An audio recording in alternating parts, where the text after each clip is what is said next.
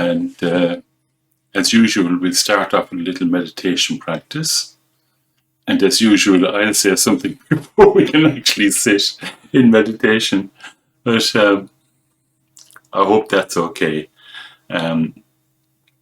So I was just reflecting there that the example that's used all the time about our not seeing things as they actually are is the example of dreaming. So you see that all over the place in the various teachings of the Buddha and so on. And it's a really good example because when you don't know you're asleep, and you don't know the dreams aren't real, and you chase after things and you flee from things. You chase after and flee from what is not real.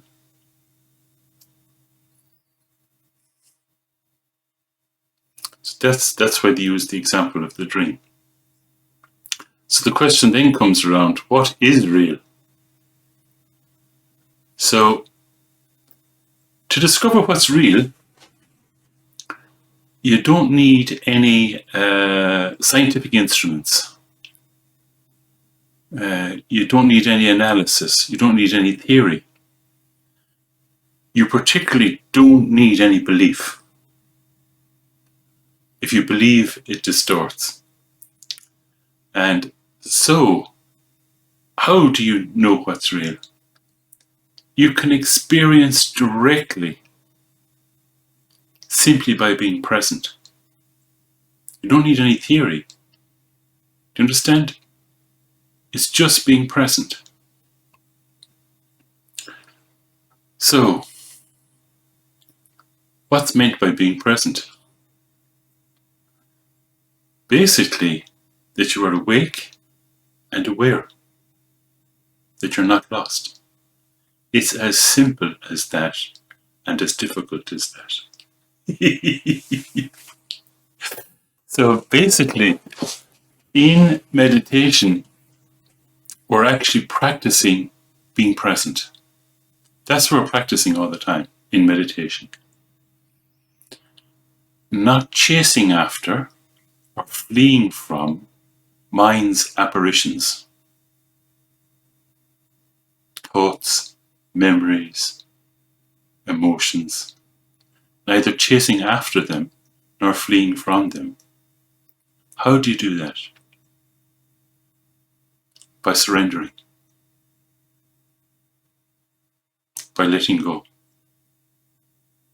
by not being so tight, by being relaxed, by not manipulating. Just awake and aware. Simply seeing. Only seeing. Not doing. Only seeing.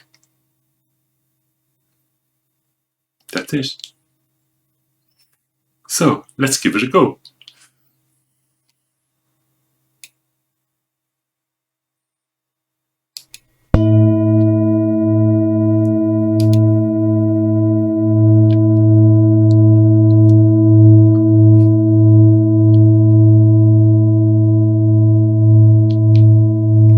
Take your time, no rush. Settle. Nothing to be done. Are you awake? Are you alive? You have a cracked.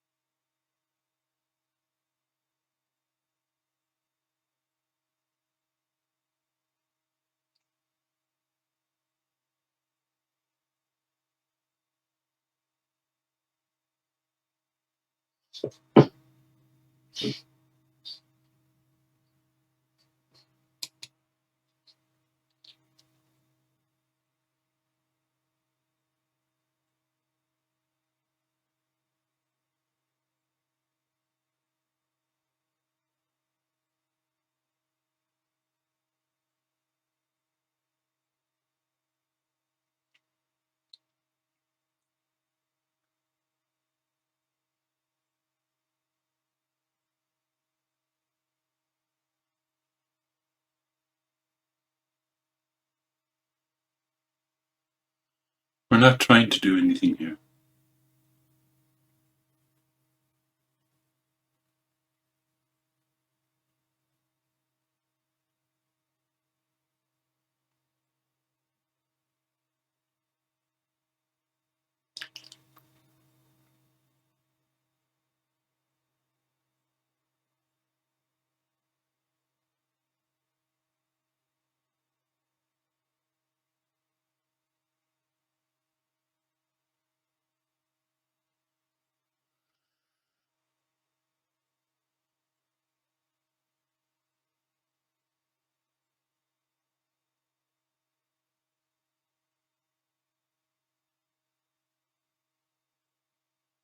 Enjoy having a break from being somewhere other than where you are.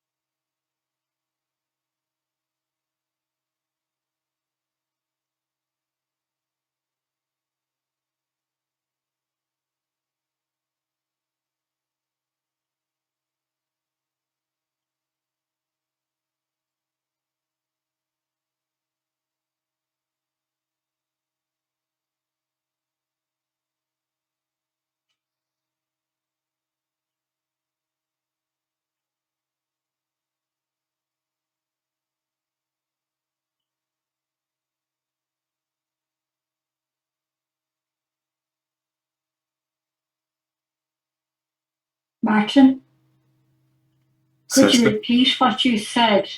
Enjoy having a break. Yeah. Normally we try to be somewhere other than where we are. To take a break from that struggle. It sounded like you were saying enjoy having a break somewhere other than where you are. No. Sound is getting clipped.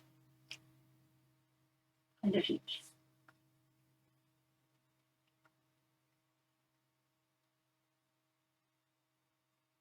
We're not trying to be anywhere else. Exactly. Just here. Awake and aware.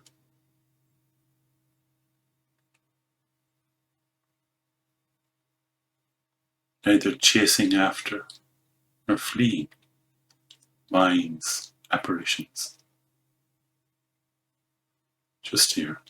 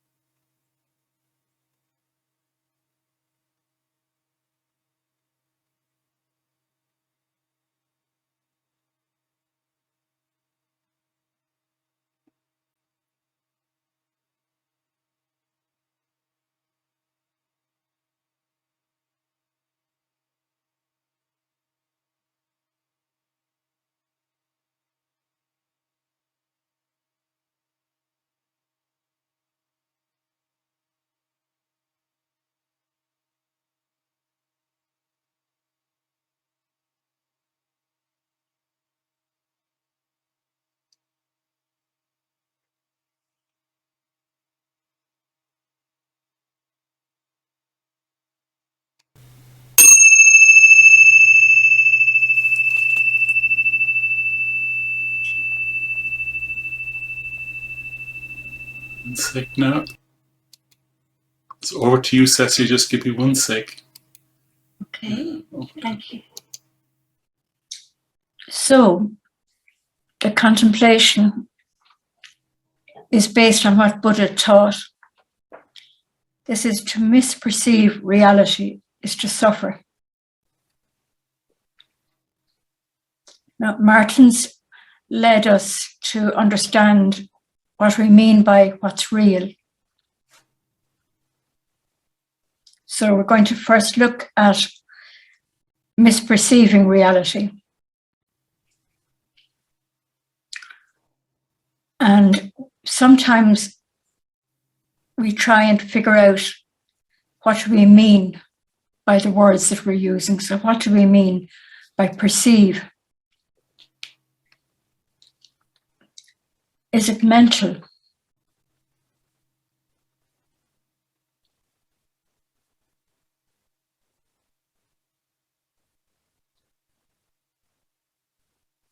Is it about how we see things, how we see ourselves?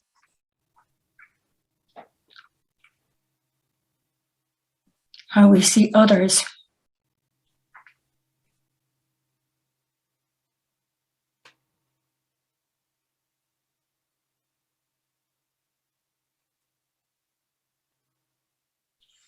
Now, misperceiving suggests we aren't seeing things clearly, correctly, accurately,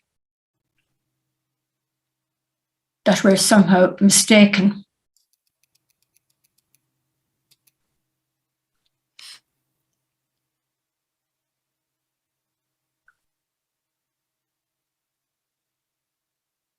I think it means that we're not present, but for the moment, let's just reflect on the real life implications of misperceiving.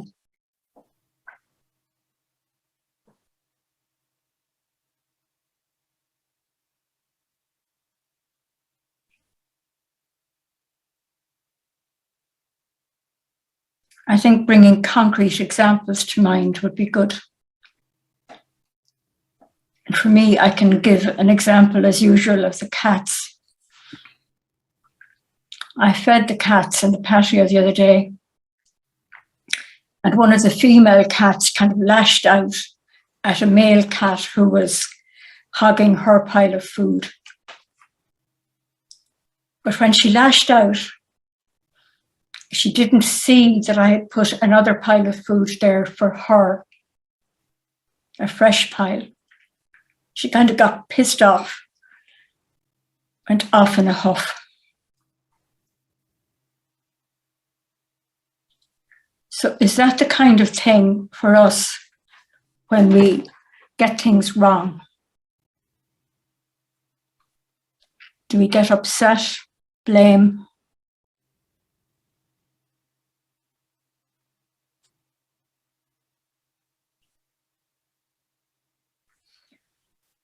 Now, as usual with the contemplations, we'll just do it stepwise.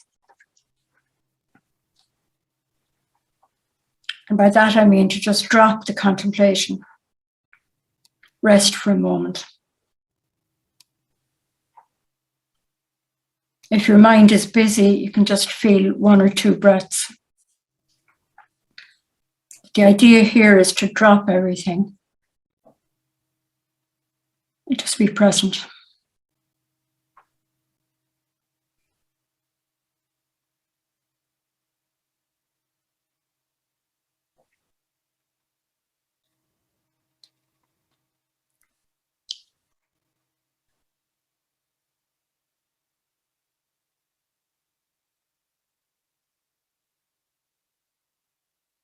When we drop everything, things don't stop.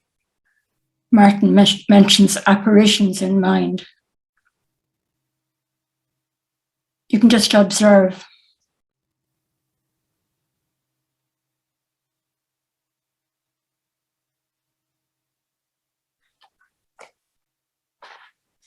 Just be present, awake, aware.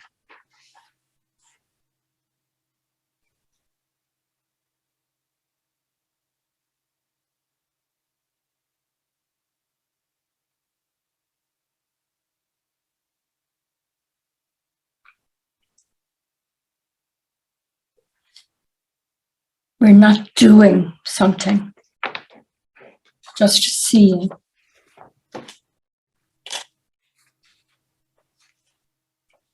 Seeing clearly.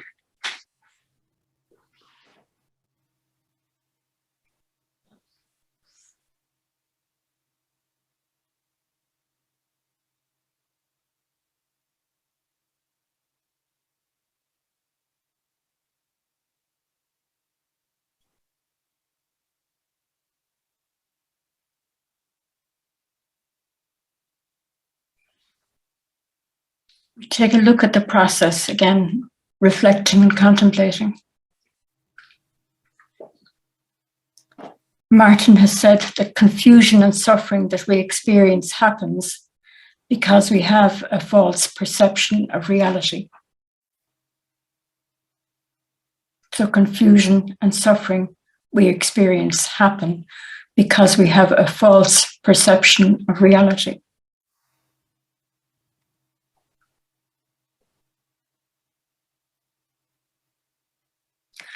So how does perceiving our perceptions translate into confusion and suffering? What's the process?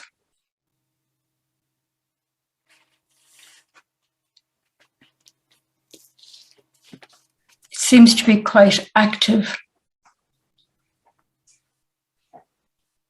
like the cat getting an idea.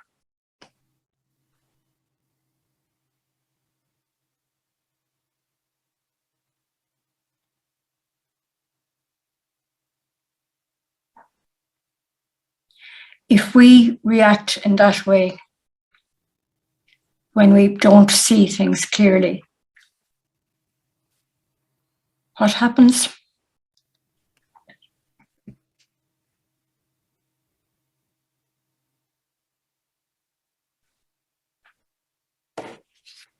What might the implications be for us then if we don't see? If we act out of confusion?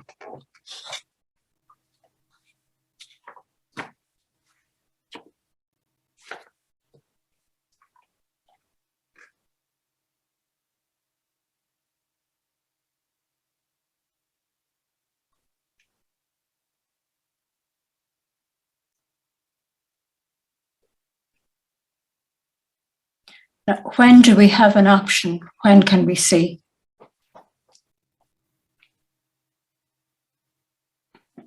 Again, if your mind is busy, feel your breath, 1 or 2 breaths.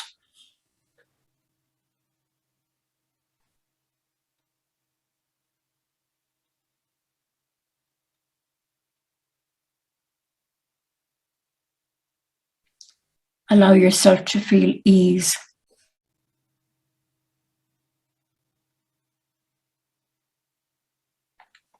Observe thoughts as they come and go.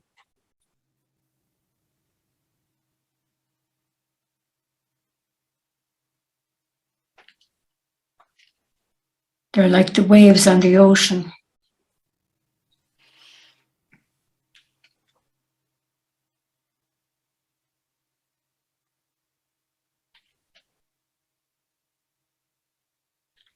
But it doesn't feel like you're being knocked over by the waves when you're aware, awake, and present.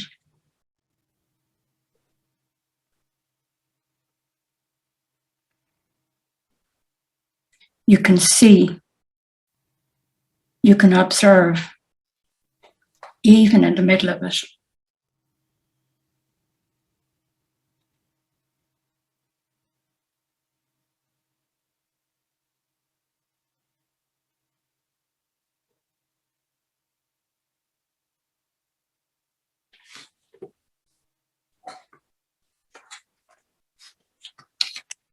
I'd like to give you an example of where, for me, this even brief connection with awareness really struck home. I was in an extremely pressured situation with colleagues. It felt like things were falling apart. and I was in tears.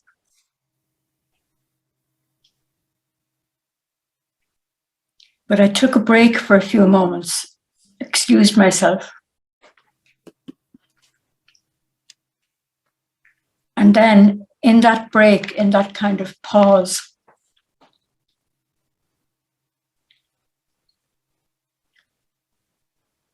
I kind of felt aware and awake that I was okay. I could see.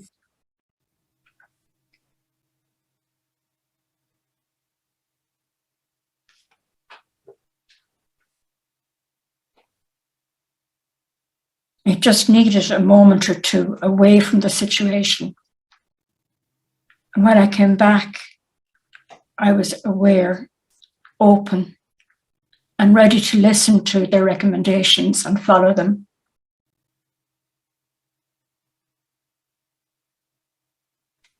As Sakni Rinpoche explains, the basic meaning of confusion is to believe something to be in a way it in fact isn't. The basic meaning of confusion is to believe something to be in a way it in fact isn't.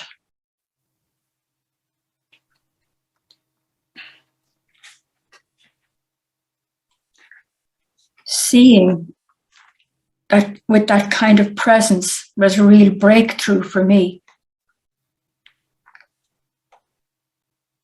I've been familiar with these teachings for a long time, but I think it was the first time I deliberately kind of applied myself in a situation, took a break from the apparitions.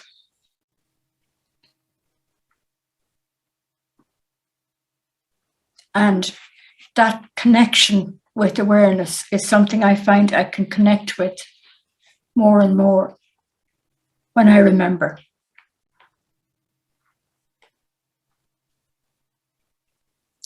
So how do we experience it? How do we connect with it in everyday life ourselves?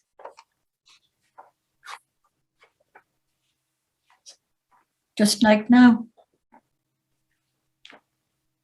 Just feel one or two breaths for a moment or two. Then drop even the method.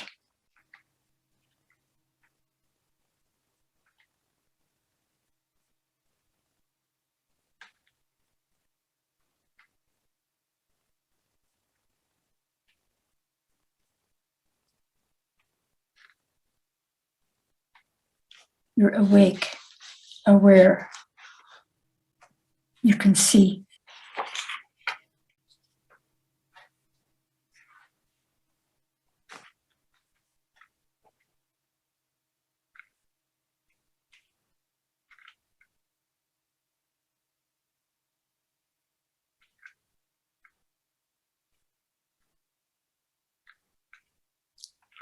And just to conclude this musing and resting, in terms of how we practice this, Tulku Organ advised short moments many times. It's not that you have to do a lot of practice for a continued period of time. The breakthroughs can happen really just in the moment. When you wake up, when you connect,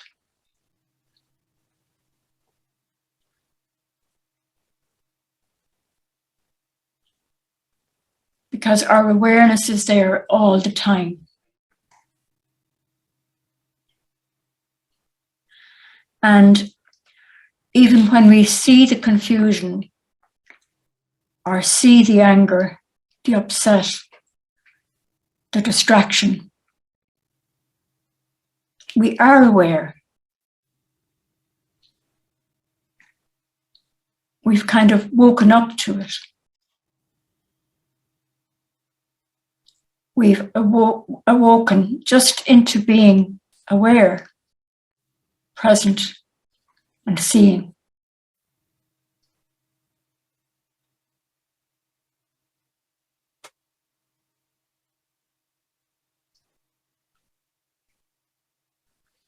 it can be actually that the distraction itself can be like a reminder. Because as soon as you notice you're distracted, you're actually present, awake, aware, not fleeing, not caught up. Sakya Rinpoche said, meditation should allow us to realize, to know the natural state, what really is. Meditation should allow us to realize or know the natural state, what really is. In other words, he said, meditation is to be free from the mistakenness of believing something to be that isn't.